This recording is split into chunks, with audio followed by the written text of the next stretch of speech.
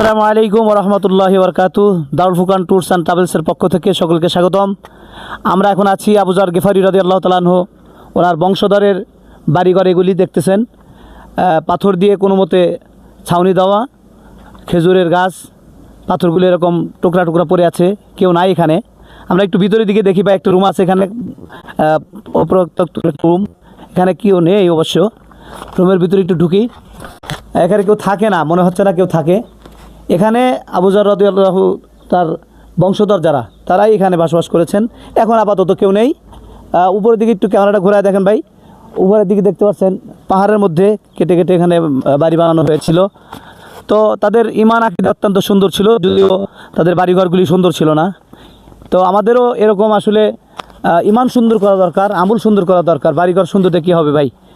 যারা এই সব জায়গাগুলি দেখেননি, ইমানকে তরুতাজা করার জন্য, শিক্ষার জন্য এখানে আসা দরকার অবশ্যই আমি মনে করি, ইনশাআল্লাহ।